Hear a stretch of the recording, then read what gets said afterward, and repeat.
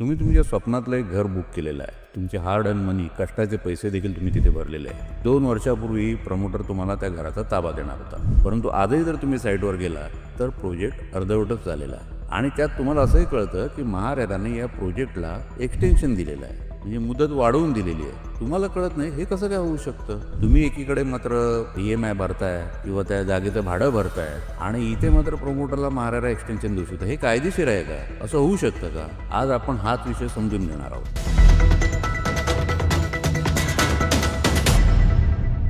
नमस्कार मित्रो, मी डॉक्टर वसंत प्रभू, महारेराचा माजी सेक्रेटरी. आज पुन्हा एकदा या महत्त्वाच्या विषयावर माहिती घेऊन मी आपल्यासमोर आलेलो आहे. हा विषय आहे महारेरामध्ये प्रोजेक्टना मिळणारं एक्सटेन्शन आणि ग्राहकाच्या हक्कांवर होणारा त्याचा परिणाम.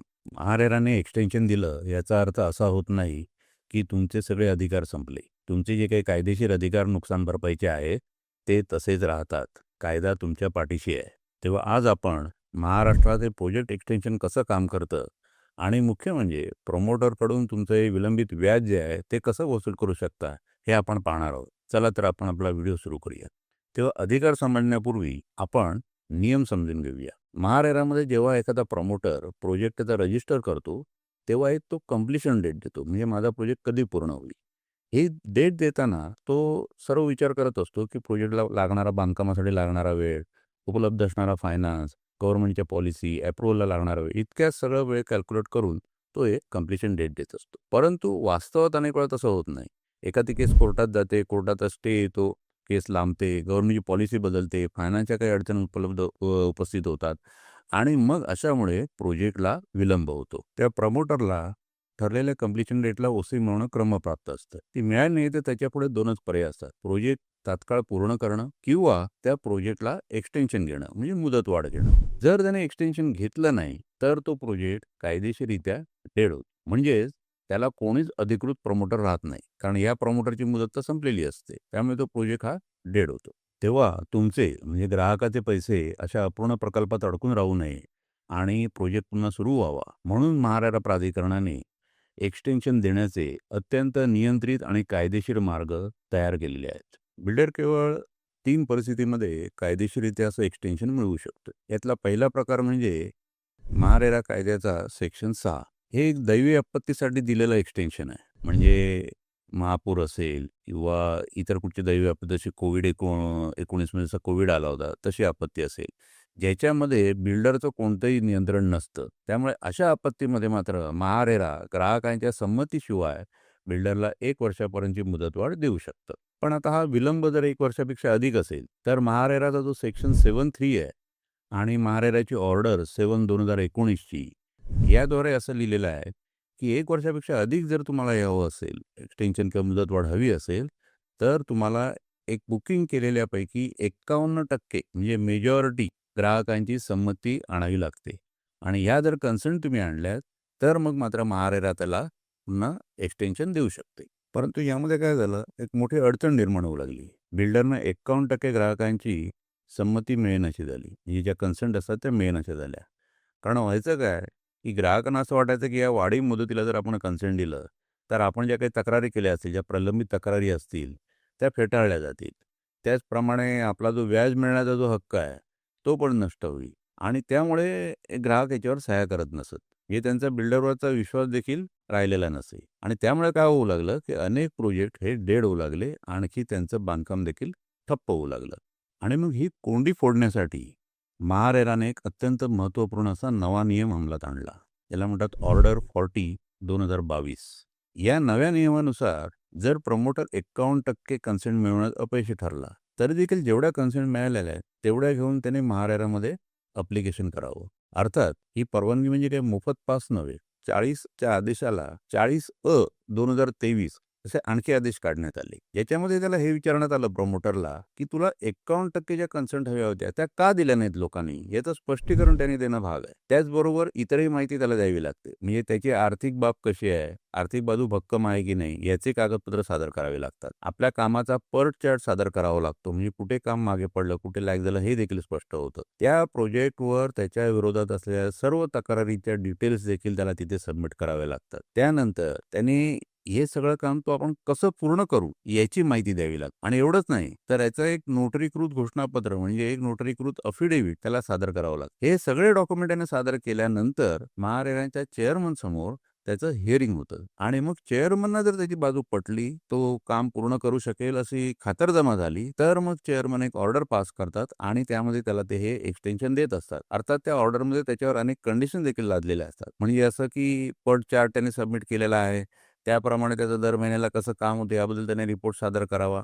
अशा काही कंप्लायन्सच्या गोष्टी देखील त्याला त्यामध्ये केलेल्या असतात. म्हणजे ग्राहकांना असं वाटतं तेवढं ते सोपं आहे आणि सहज एक्सटेन्शन नाही. आणि महत्त्वाचं म्हणजे या सर्व ज्या ऑर्डर्स पास झालेल्या असतात, त्या महारेराच्या वेबसाईटवर उपलब्ध असतात. यांना रेग्युलेटरी ऑर्डर्स म्हणतात. या तिथे तुम्हाला पाहता येतात. म्हणजे आपल्या एखाद्या प्रोजेक्टला जर अशा प्रकारे एक्सटेन्शन दिलेलं आहे, आपली कन्सेंट न घेता, तर काय ऑर्डर पास झाली होती आणि त्याच्यामध्ये त्याने यापुढे दर महिन्याला कोणते रिपोर्ट सबमिट करायचे आहेत, याची माहिती देखील आपल्याला मिळू शकते. आता या व्हिडिओतील सर्वात महत्त्वाची गोष्ट ती नीट ऐका आणि कायम लक्षात ठेवा. महारेराने जे काही एक्सटेन्शन दिलेलं आहे, ते प्रोजेक्ट रजिस्ट्रेशनला दिलेलं आहे. ते तुमच्या सेल ॲग्रीमेंटला दिलेलं नाही. त्यामुळे तुमच्या सेल ॲग्रीमेंटमध्ये जी डेट दिलेली आहे, कंप्लीशन डेट म्हणा किंवा पोझिशन डेट जी दिलेली आहे, ती तुमच्या संमतीशिवाय कोणीही बदलू शकत नाही. ती अंतिम आहे. त्यामुळे महारेराने मुदतवाढ जरी दिली, तरी तुमचा आणि प्रमोटरचा जो खाजगी करार आहे, जे सेल ॲग्रीमेंट आहे, ते बदलत नाही. आणि ही मुदतवाढ दिल्यामुळे त्याच्यामध्ये ग्राहकाचे जे काही उपर्जित अधिकार आहेत, ॲक्रू राईट्स आहेत, त्याच्यावर कोणताही परिणाम होत नाही. आणि म्हणूनच तुमची जी काही कंप्लीशन डेट त्या ॲग्रीमेंटमध्ये दिलेली असेल, ती तो प्रमोटर काय महारेरा सुद्धा बदलू शकत नाही. याच्यातलं सध्याचं लेटेस्ट उदाहरण म्हणजे ऑगस्ट 2025 मध्ये झालेली श्री वालावकर यांची केस, ज्याच्यामध्ये अपिलेट प्राधिकरणाने महारेराने निर्णय दिलेला आहे आणि हा निर्णय सगळ्यांसाठीच लाभदायक आहे आणि सगळ्यांनी लक्षात ठेवला पाहिजे. यामध्ये असं होतं की डिसेंबर 2017 ही डेट कंप्लीशन डेट म्हणून प्रमोटरने दिलेली होती. परंतु काही विषय असतील, एम-एम-आरचे काही विषय होते, नगरपालिकेचे काही विषय असतील, त्यामुळे त्याने ती डेट एक्सटेंड करून 2020 डिसेंबर केली होती. त्यामुळे महारेराने निर्णय देताना जानेवारी 21 पासून व्याज द्यावं असं सांगितलं होतं. साहजिकच ग्राहक अपिलेटमध्ये गेला आणि अपिलेट प्राधिकरणाने स्पष्ट केलं की ही जी काही इतर कारणं आहेत, त्याचा ग्राहकाशी काही संबंध नाही. त्यामुळे ग्राहकासाठी जी कंप्लीशन डेट आहे, ती डिसेंबर 2017च आहे. त्यामुळे व्याज जे आहे ते जानेवारी 21 पासून नाही, तर जानेवारी 2018 पासूनच द्यावं लागेल आणि ही जी तारीख आहे, ही तारीख बदलण्याचा अधिकार महारेराला देखील नाही. असे स्पष्ट आदेश महारेरा अपिलेट प्राधिकरणाने दिलेले आहेत. तेव्हा याचा अर्थ अगदी स्पष्ट आहे. सेक्शन 18 अंतर्गत तुम्हाला पदेशन देताना जो काही विलंब होतो, त्याबद्दल मिळणारं व्याज हा जो तुमचा अधिकार आहे, हा अभंग, इनडिफिजिबल आणखी निरपेक्ष आहे. त्यामुळे कधी मुदतवाढ मिळाली तरी तुमच्या ॲग्रीमेंट दिलेल्या तारखेनंतरच्या प्रत्येक महिन्याच्या विलंबासाठी तुम्ही व्याज मागू शकता, त्याचा दावा करू शकता. अनेक ग्राहकांना असं वाटतं की आपण जर बिल्डरविरुद्ध तक्रार केली तर मग आपल्याला तो काहीतरी त्रास देईल किंवा आपण एकदा पोझिशन घेतलं, हे ओसीमॅन जर आपण पोझिशन घेतलं तर मग आपला हक्क शिल्लक राहत नाही. परंतु तसं नाही आहे. अनेक निर्णयांमध्ये स्पष्ट झालेलं आहे की पोझिशन जरी तुम्ही घेतलेलं असलं तरी तुमचा हा व्याज मागण्याचा जो हक्क आहे तो अबाधित राहतो. कारण शेवटी पोझिशन घेतल्यानंतरच तुमच्या लक्षात येईल की त्याने किती डिले केलेला आहे. अन्यथा तुम्हाला कधी पोझिशन देणार आहे तुम्हाला कळणारच नाही. म्हणून पोझिशन घेतल्यानं तुम्हाला सांगता येतं की एवढा मला त्याने डिले केलेला आहे आणि त्याबद्दल मला माझी भरपाई मिळाली पाहिजे किंवा मला जे काही व्याज आहे ते मला मिळालं पाहिजे. म्हणून महारेरा फक्त बिल्डरसाठी काम करते, हा अत्यंत चुकीचा आरोप आहे. महारेराने गेल्या वर्षभरात 4,000 पेक्षा अधिक प्रोजेक्ट हे योग्य ते कंप्लायन्स न केल्यामुळे लॉक केले होते. म्हणजेच त्यांची बँक खाती देखील गोठवली होती, जोपर्यंत योग्य ते कंप्लायन्स करत नाही. गेल्या काही महिन्यातच महारेराने एका केसमध्ये प्रमोटरचं नोंदणीपत्र रद्द करून तो प्रोजेक्ट पूर्ण करण्यासाठी खरेदीदारांच्या संघटनेकडे सुपूर्द केला होता. तेव्हा असेही निर्णय घेतले जातात. तेव्हा हे जे एक्सटेन्शन आहे ते हा प्रोजेक्ट चालू राहावा आणि पूर्ण होऊन घर मिळावं यासाठी असतो. कारण आता जरी बघितलं तरी जवळजवळ 10,000 पेक्षा अधिक प्रोजेक्ट हे लॅप्स आहेत, म्हणजे ज्याच्यामध्ये प्रमोटरने एक्सटेन्शन देखील घेतलेलं नाही आणि त्यामध्ये हजारो लोकांचे पैसे अडकलेले आहेत आणि त्यांना घर मिळालेलं नाही. तेव्हा एक्सटेन्शन हे तो प्रोजेक्ट चालू राहावा, लवकरात लवकर पूर्ण व्हावा ही महारेराची अपेक्षा असते आणि या दृष्टिकोनातून महारेरा प्रयत्न करत असतं. हे आपण लक्षात ठेवलं पाहिजे. मग आता तुम्ही काय केलं पाहिजे? महारेराने जर तुमच्या प्रोजेक्टला एक्सटेन्शन दिलेलं असेल तर घाबरून जाऊ नका. हे एक्सटेन्शन तुमचा प्रोजेक्ट जिवंत ठेवत आहे.